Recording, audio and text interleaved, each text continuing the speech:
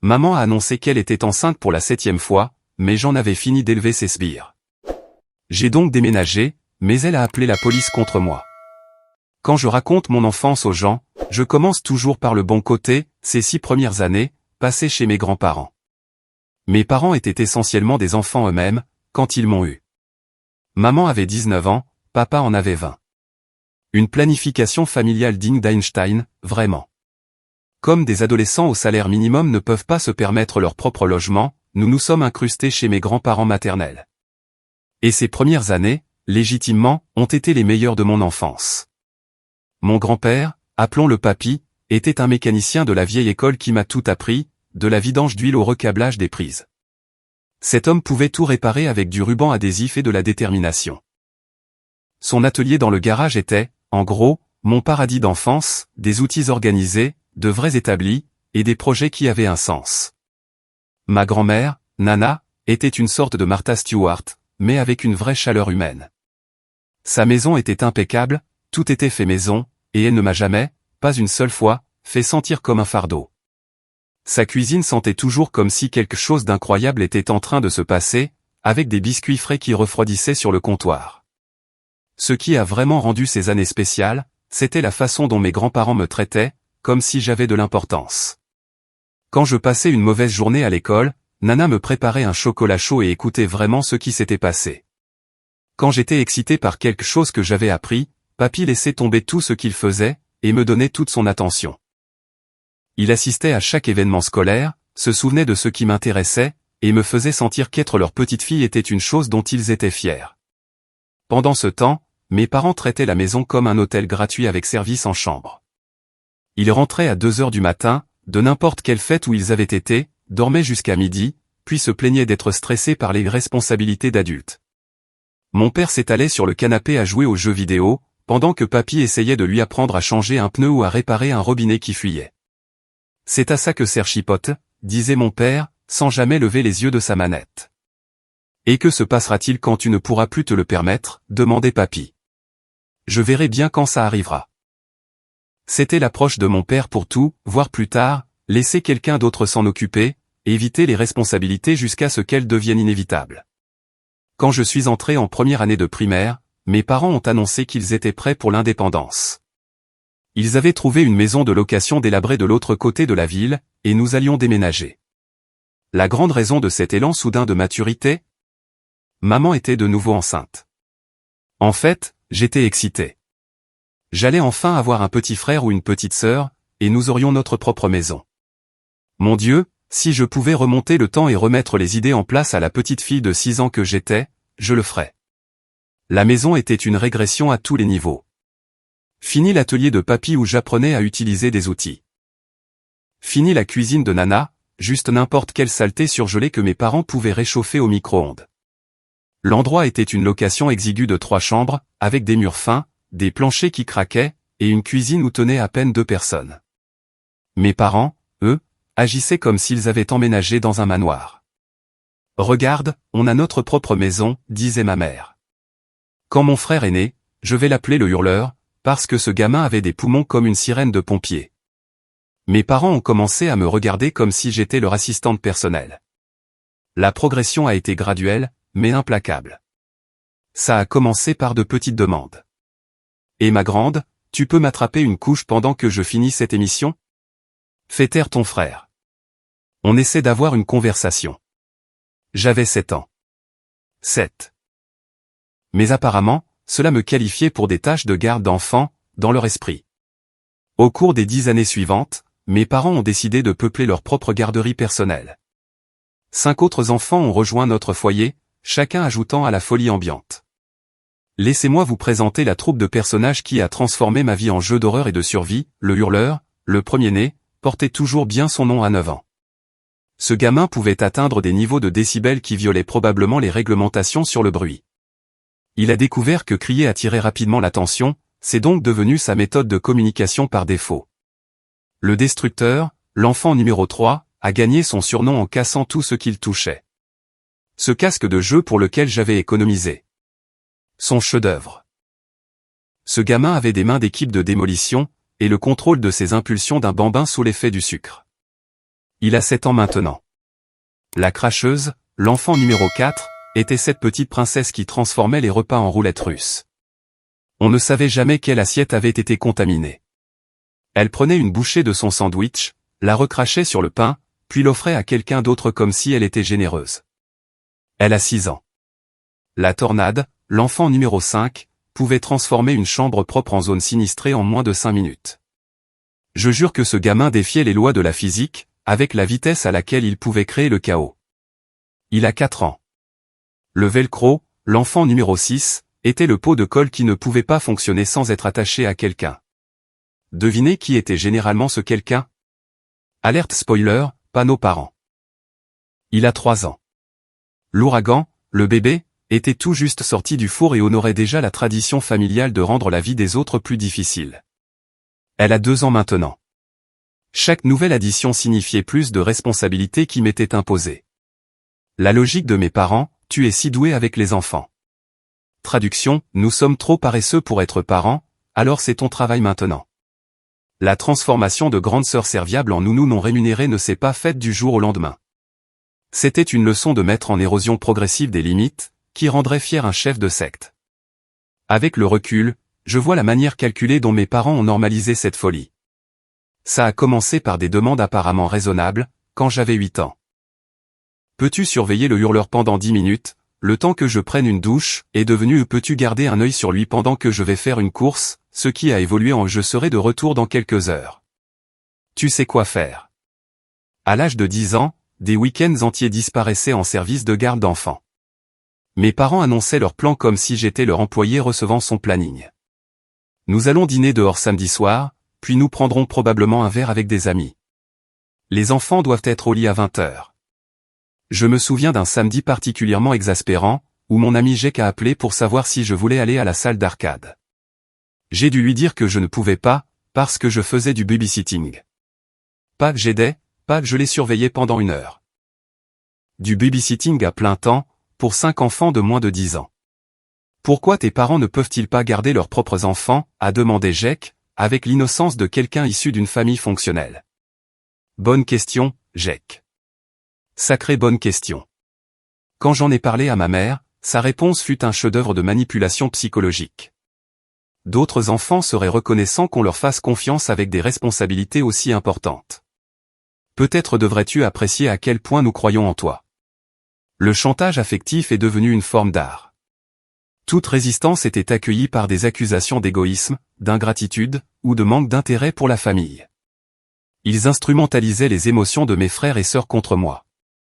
Le velcro a pleuré toute la journée, parce que sa grande sœur ne veut pas passer de temps avec lui. Pendant ce temps, l'idée que mes parents se faisaient d'un moment de qualité avec leurs propres enfants consistait à les garer devant la télé, pendant qu'ils parcouraient leur téléphone. Mais d'une manière ou d'une autre, c'est moi qui étais l'égoïste, pour vouloir une vie sociale. L'impact sur mon éducation est devenu de plus en plus grave, au fil des ans. Les réunions parents-professeurs sont devenues des exercices de fiction créative, alors que mes parents justifiaient mes résultats en baisse. Elle ne fait tout simplement pas d'effort, est devenue leur phrase type. Peu importait que je m'endorme en classe, parce que j'étais resté debout jusqu'à 2 heures du matin avec des bébés qui pleuraient. Peu importait que je ne puisse pas terminer mes devoirs, parce que j'étais trop occupé à aider 5 enfants avec les leurs. Je n'oublierai jamais la conversation avec mon professeur de mathématiques de 4e, Monsieur Rodriguez. Il m'a prise à part après un cours, un jour, parce que j'avais encore raté un contrôle. Que se passe-t-il à la maison, a-t-il demandé. Tu étais l'une de mes meilleures élèves. Je voulais tout lui dire, les nuits blanches, le chaos constant, la façon dont mes parents avaient essentiellement démissionné de leur rôle de parents. Mais comment expliquer cela à un adulte? Qui croirait que des parents transformeraient volontairement leur adolescente en 3e parent? J'ai juste du mal à me concentrer, ai-je marmonné. Monsieur Rodriguez avait l'air inquiet. S'il y a quelque chose qui affecte ta capacité à faire ton travail scolaire, nous pouvons parler au conseiller d'orientation pour que tu obtiennes de l'aide. De l'aide? Bien sûr. Comme s'il existait un groupe de soutien pour les enfants dont les parents avaient externalisé leurs responsabilités. Les occasions manquées ont commencé à s'accumuler. L'expo science? Impossible de participer, c'était le week-end et mes parents avaient des projets. Les auditions pour la pièce de théâtre de l'école? Impossible de rester après les cours, quelqu'un devait aller chercher les enfants. L'équipe du décathlon académique? Les entraînements coïncidaient avec mon service non officiel de chef de famille. Chaque occasion manquée ressemblait à une porte qui se fermait sur mon avenir. Pendant que les autres enfants se constituaient des CV dignes d'une université, je me forgeais une expérience d'employé de maison non rémunéré. Les conséquences sociales furent dévastatrices. Avoir des amis est devenu presque impossible, quand on est essentiellement une mère célibataire pour 5 enfants. Les plans spontanés? Oubliés. Les sorties le week-end? Seulement si mes parents n'avaient pas de projet, ce qu'ils avaient de plus en plus souvent. J'ai vu mon cercle social se réduire, à mesure que mes amis cessaient de m'inviter. Qui veut sortir avec quelqu'un qui annule toujours à la dernière minute, à cause d'obligations familiales? Les quelques amis qui sont restés ont commencé à me traiter comme une sorte de personnage tragique. Mec, pourquoi tu ne dis pas simplement non à tes parents, m'a demandé mon ami Marcus, après que j'ai dû annuler ma venue à sa fête d'anniversaire. Facile à dire pour lui. La plus grande responsabilité de Marcus était de sortir les poubelles une fois par semaine. Il n'avait aucune idée de ce que c'était, d'avoir 6 personnes qui dépendaient de vous pour leur survie de base, pendant que 2 adultes jouaient à la maison. L'isolement a été particulièrement brutal pendant ma seconde. Il y avait ce garçon, Daniel, avec qui je parlais depuis des semaines. Il était intelligent, drôle, et semblait vraiment s'intéresser à moi. Nous avions prévu d'aller voir un film ensemble, mon premier presque rendez-vous de tous les temps. 2 heures avant que je ne doive le retrouver, mes parents ont annoncé qu'ils allaient à la réception de mariage d'un ami. C'est de dernière minute, mais Jenny a eu un couple qui a annulé. On peut enfin sortir pour une fois. Mais j'ai des projets, dis-je, espérant désespérément qu'il se souviendrait que j'étais un être humain avec ma propre vie. Les plans, ça change. La famille d'abord, a dit mon père, sans même lever les yeux de son téléphone. J'ai dû appeler Daniel et annuler. L'embarras était écrasant. Comment expliquer à un garçon qui vous plaît que vous ne pouvez pas sortir, parce que vous devez garder vos frères et sœurs? Ça sonne comme l'excuse la plus nulle qui soit, même quand c'est vrai. Daniel a été compréhensif, mais les choses n'ont plus jamais été les mêmes entre nous après ça. Il a commencé à parler à Rachel Lopez, qui avait le luxe d'être disponible quand il voulait sortir. Le plus grand souci de Rachel était de savoir si ses parents lui laisseraient emprunter la voiture, pas si elle serait coincée à changer des couches tout le week-end. Ce qui rendait la situation encore plus exaspérante, c'était la façon dont notre famille élargie non seulement normalisait, mais encourageait activement ce dysfonctionnement. Les réunions de famille sont devenues des vitrines de ma responsabilité et de ma maturité, comparées aux autres enfants de mon âge. Regardez comme elle est douée avec tous les petits, s'extasiait ma tante Karen, à quiconque voulait bien l'écouter. Vous avez tellement de chance d'avoir une aînée aussi serviable. De la chance, n'est-ce pas? Oncle Mike, le mari de Karen, tapait sur l'épaule de mon père comme s'il avait accompli quelque chose d'impressionnant. Tu l'as vraiment bien élevée. Les jeunes d'aujourd'hui ne savent pas ce qu'est la responsabilité. L'ironie échappait à tout le monde, sauf à moi et, finalement, à Paul, le neveu de ma mère, qui était assez proche en âge pour voir à travers la façade. Paul avait environ 7 ans de plus que moi, et contrairement au reste de la famille, il avait vraiment prêté attention à ce qui se passait. Lors d'un rassemblement de Noël particulièrement chaotique, Paul m'a regardé gérer les 6 enfants, pendant que mes parents socialisaient, un verre à la main. Il m'a prise à part plus tard. Ce n'est pas normal, tu sais, dit-il doucement. Qu'est-ce que tu veux dire? Je veux dire que tu fais tout le travail, pendant qu'ils agissent comme des invités à la fête de leurs propres enfants. C'est quand la dernière fois que tu as pu simplement être une enfant, lors d'une réunion de famille?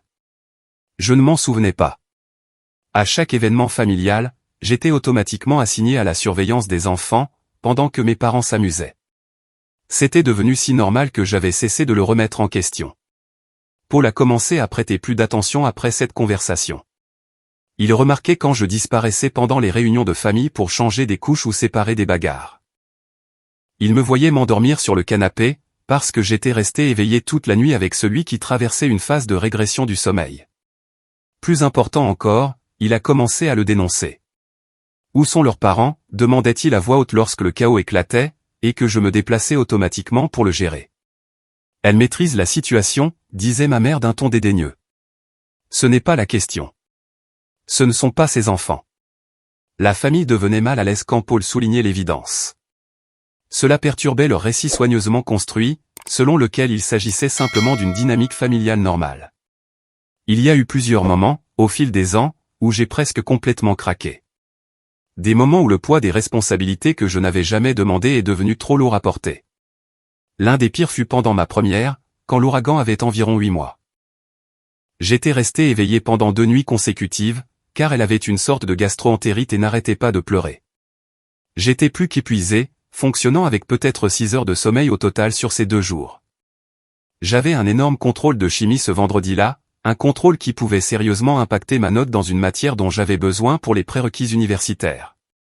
J'avais étudié pendant des semaines, mais le manque de sommeil rendait toute concentration impossible.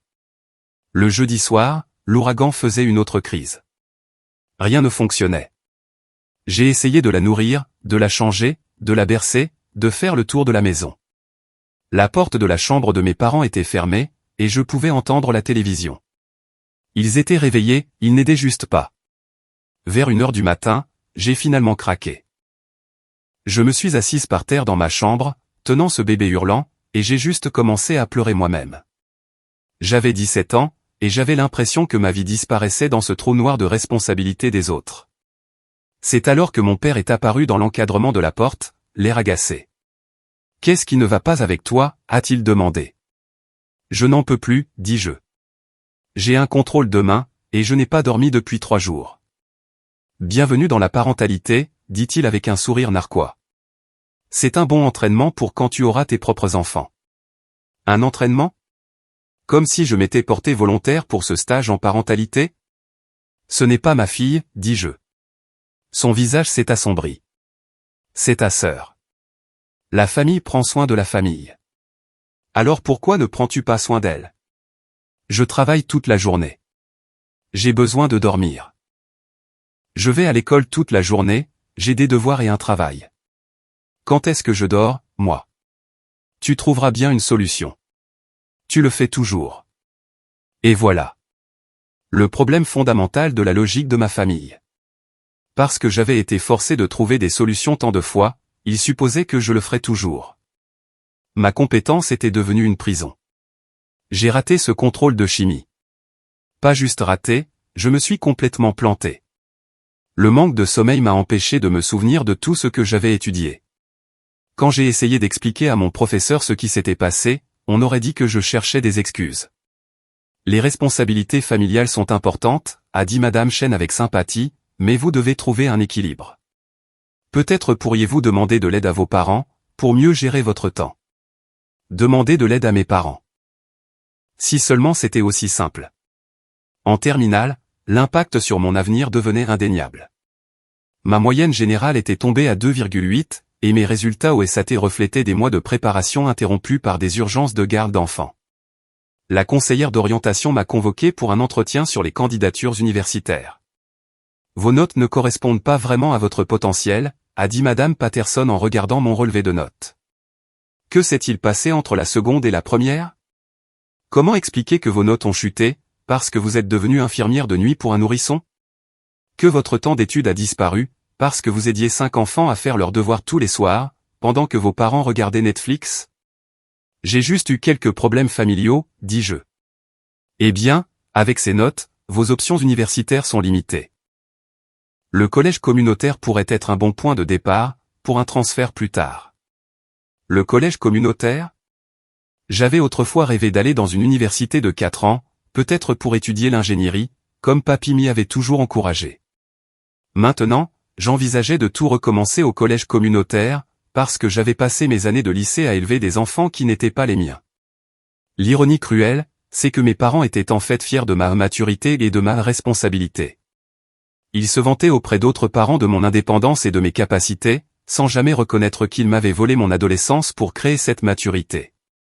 Elle fera une si bonne mère un jour, disait ma mère aux gens. Elle a eu tellement de pratiques. Une pratique que je n'ai jamais demandée. Une enfance que je n'ai jamais eue. Le moment où j'ai vraiment compris à quel point ma situation était tordue est survenu lors d'une conversation avec le père de mon ami Tyler. Tyler et moi travaillions sur un projet de groupe chez lui, et j'ai mentionné que je devais partir plus tôt pour aller chercher mes frères et sœurs à l'école. Ce ne sont pas tes parents qui s'en occupent habituellement, a demandé Monsieur Johnson. Ils sont au travail, dis-je automatiquement. À quelle heure rentrent-ils? Vers 18 heures, généralement. Monsieur Johnson avait l'air confus. Donc, tu es responsable de la garde de 6 enfants après l'école, tous les jours? Formulé ainsi, ça paraissait insensé, même à moi. Je suppose, oui. Waouh, c'est une énorme responsabilité pour une adolescente. Tyler semblait embarrassé pour moi. Papa, c'est juste comme ça que leur famille fonctionne. Mais Monsieur Johnson n'en démordait pas. Comment gères-tu les devoirs, le sport, et tout ce que font les adolescents? Je ne fais pas vraiment de sport, admis-je. Et la préparation pour l'université, les cours de soutien pour le SAT, les activités extrascolaires? Chaque question ressemblait à un projecteur braqué sur tout ce que je manquais. Des expériences d'adolescente normales, que d'autres enfants prenaient pour acquises, étaient des luxes impossibles dans mon monde. Ce soir-là, je suis rentré chez moi et j'ai vraiment regardé ma vie. J'avais 18 ans, et je n'étais jamais allé à un bal de l'école, je n'avais jamais fait de sport, je n'avais jamais rejoint de club, je n'avais jamais eu de vraie petite amie, je n'étais jamais allé chez une amie juste pour passer du temps, sans m'inquiéter de devoir rentrer pour m'occuper des enfants. J'avais été si occupé à être le 3e parent que j'avais oublié d'être une enfant. L'annonce de la 7e grossesse n'est pas sortie de nulle part. Il y avait eu des signes que mes parents se préparaient pour une nouvelle série de fabrication de bébés, des conversations à voix basse qui s'arrêtaient quand j'entrais dans une pièce, ma mère qui s'intéressait soudainement plus à mes projets pour après le diplôme. Tu voudras probablement rester dans le coin 1 an ou 2 avant l'université, disait-elle nonchalamment. Pour nous aider à nous installer dans une nouvelle routine. Nouvelle routine.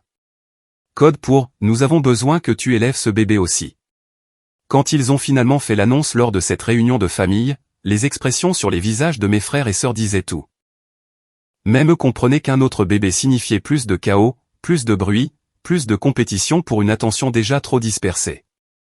Mais ce qui a vraiment scellé ma décision de partir, c'est la conversation que j'ai surprise plus tard dans la soirée. Mes parents pensaient que je dormais, mais leur voix traversait les murs fins. « Tu penses qu'elle l'acceptera ?» a demandé mon père. « Elle n'a pas vraiment le choix », a répondu ma mère. « Où irait-elle ? Elle ne peut pas se permettre son propre logement. » Bien vu. Et honnêtement, elle est meilleure avec les bébés que nous, à ce stade. Ils planifiaient ma vie comme si j'étais leur employé, pas leur fille, misant sur mon incapacité à partir, convaincu que j'accepterais simplement ce nouveau fardeau, comme j'avais accepté tous les autres.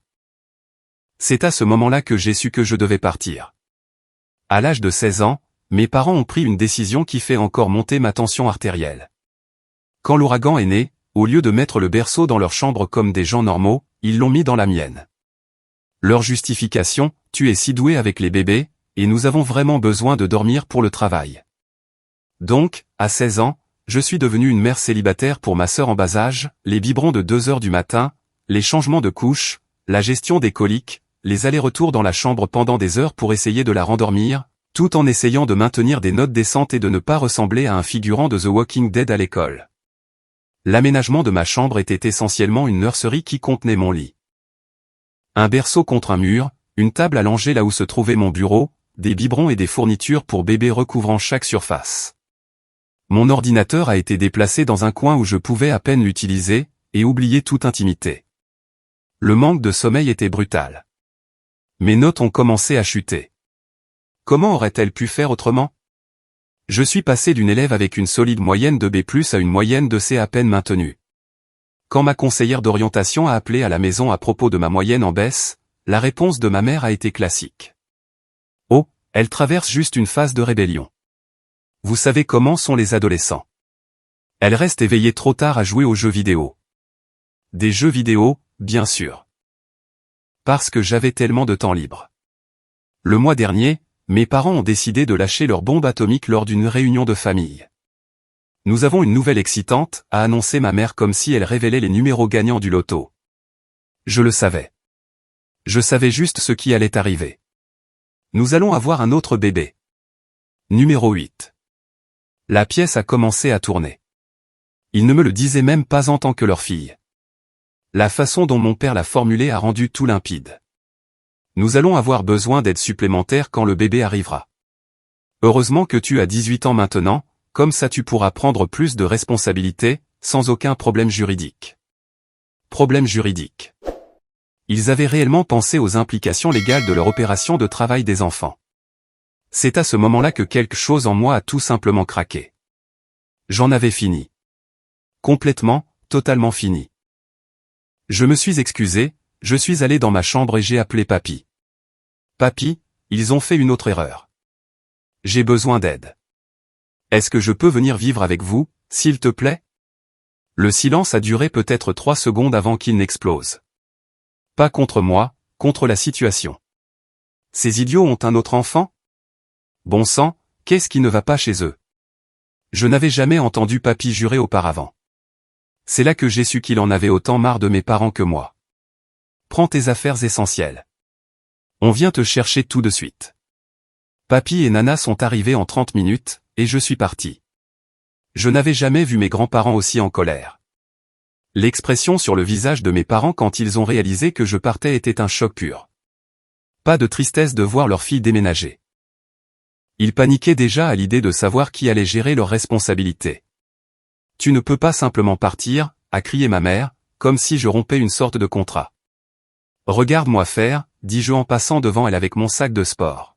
« Nous sommes tes parents », a ajouté mon père, comme si cela signifiait quelque chose, venant de gens qui m'avaient traité comme une employée pendant des années.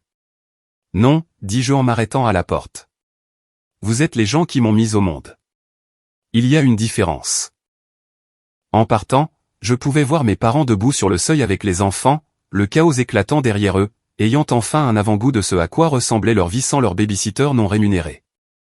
Dans les heures qui ont suivi ma fuite, mon téléphone est devenu un cauchemar de notifications, des textos en colère, des appels manqués, des messages vocaux allant de la fureur à la manipulation, jusqu'au pathétique pur et simple. D'abord, la colère, comment oses-tu abandonner ta famille comme ça? Ramène tes fesses à la maison tout de suite. Quand ça n'a pas fonctionné, ils sont passés à la culpabilité, tes frères et sœurs demandent où tu es. Le velcro n'a pas arrêté de pleurer depuis que tu es parti. Puis est venue la manipulation, nous avons toujours été là pour toi. La famille reste soudée dans les bons comme dans les mauvais moments. Mais le texto qui a vraiment montré leur vrai visage est venu de mon père, à 2 heures du matin, as-tu la moindre idée de ce que coûtent les babysitter? Tu ne peux pas nous laisser en plan comme ça. Et voilà. Leur véritable préoccupation n'était pas de perdre leur fille. C'était de perdre leur garde d'enfants gratuite. Ils ont même appelé la police, 2 fois. Les 2 fois, les policiers qui sont intervenus ont jeté un œil à la situation et ont essentiellement dit à mes parents de se trouver une vie. Madame, elle a 18 ans et elle est en terminale, a expliqué le premier officier. À moins que vous n'ayez des preuves d'enlèvement ou de coercition, nous ne pouvons rien faire. C'est là que les choses sont devenues vraiment intéressantes. Il s'avère que papy et Nana avaient documenté plus que je ne le pensais. Chaque conversation inquiétante, chaque fois que j'étais arrivé épuisé, chaque blague que j'avais faite sur le fait d'être le 3e parent, ils en avaient gardé une trace. Quand ils ont appelé les services de protection de l'enfance, CPS, ils avaient des documents remontant à des mois. L'assistante sociale assignée à l'affaire a trouvé exactement ce à quoi on pouvait s'attendre, le chaos. Quand elle a interrogé mes frères et sœurs séparément, la vérité est sortie rapidement. Les enfants sont de terribles menteurs. Qui s'occupait généralement du bébé la nuit? Lisa. Qui aidait pour les devoirs? Lisa. Qui les préparait pour l'école quand maman et papa étaient trop fatigués? Devinez. Le hurleur, que son petit cœur chaotique soit béni, a été particulièrement honnête. Elle fait tout. Maman et papa regardent la télé, la plupart du temps. L'enquête du CPS s'est terminée après 3 semaines. La conclusion officielle, délégation inappropriée des responsabilités parentales à un enfant mineur, entraînant un impact sur l'éducation et un stress émotionnel. Les conséquences furent magnifiques, cours de parentalité obligatoire, formation requise sur la garde d'enfants, 6 mois de visite supervisée d'un intervenant familial, obligation de faire appel à une garde d'enfants professionnelle pour les soirées en amoureux, et reconnaissance écrite de mes droits. Les vraies conséquences les ont frappés là où ça fait le plus mal, leur portefeuille et leur réputation. Une garde d'enfants professionnelle pour 5 enfants pendant leur soirée hebdomadaire en amoureux? C'est facilement 100 à 150 € par soirée. Quant à moi, je m'épanouis absolument. Mes notes ont immédiatement remonté, une fois que j'ai commencé à avoir des nuits complètes de sommeil. Je suis passé d'une moyenne de 2,8 à 3,6 à la fin de la terminale. J'ai été accepté dans ce programme d'ingénierie que j'avais manqué l'été précédent. Mes candidatures universitaires s'annoncent solides, et j'ai même un travail à temps partiel au garage Papy et compagnie. Un vrai travail qui paie de l'argent réel. Concept révolutionnaire. La relation avec mes parents est endommagée de façon permanente, mais honnêtement, ça me va. Certains de mes frères et sœurs ont commencé à poser des questions sur les raisons de mon départ. Le hurleur a demandé à maman pourquoi je devais m'occuper de l'ouragan la nuit, alors que c'était le travail des parents. La réponse de ma mère, les familles doivent s'entraider. Mais le hurleur, non satisfait des réponses vagues, a rétorqué, mais pourquoi ne l'as-tu pas aidé avec ses devoirs, comme elle nous a aidés? La vérité sort de la bouche des enfants. La meilleure partie? Mes parents apprennent enfin ce que cela demande réellement, d'élever cet enfant.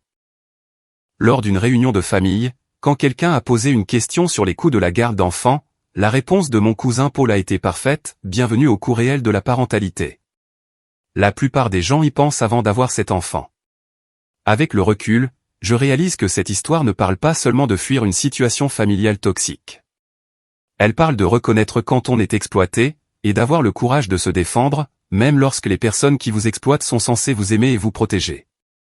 Mes parents ont transformé la parentification en une forme d'art, augmentant progressivement mes responsabilités jusqu'à ce que je sois essentiellement un troisième parent dans la maison.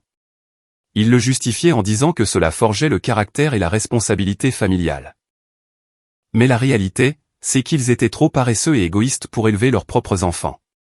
La leçon la plus importante que j'ai apprise, c'est que la famille, ce n'est pas une question de sang. C'est une question de la façon dont les gens vous traitent. Mes grands-parents m'ont montré à quoi ressemble une vraie famille.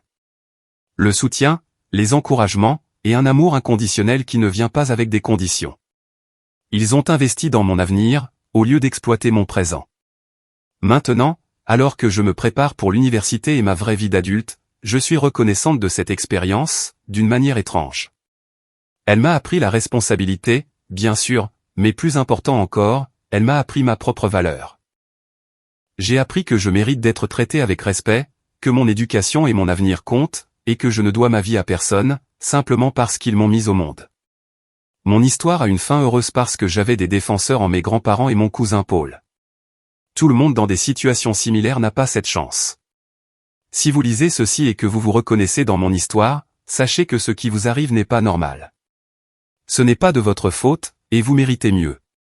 Parfois, la chose la plus courageuse que vous puissiez faire est de vous éloigner des gens qui ne vous valorisent pas, même s'ils partagent votre ADN. Parfois, la famille que vous choisissez est meilleure que celle dans laquelle vous êtes né. Et parfois, juste parfois, se défendre inspire les autres à examiner leur propre situation et à faire des changements, eux aussi. Mes frères et sœurs sont encore jeunes, mais j'espère qu'en grandissant, ils se souviendront que leur grande sœur s'est battue pour le droit d'avoir sa propre vie. Peut-être apprendront-ils de mon exemple qu'ils n'ont pas à sacrifier leur avenir pour la commodité de leurs parents. Quant à mes parents, ils apprennent enfin à quoi ressemble la parentalité réelle, et c'est un travail coûteux, épuisant et ingrat. Qui l'eût cru? L'ironie ne m'échappe pas qu'ils aient passé des années à me dire que je devais être plus reconnaissante pour ce qu'ils me fournissaient, alors que la réalité, c'est que c'est moi qui fournissais pour eux. Du travail non rémunéré, de la garde d'enfants gratuite, et un bouc émissaire pratique pour leurs propres échecs en tant que parents. Mais ce chapitre de ma vie est maintenant clos. J'en écris un nouveau.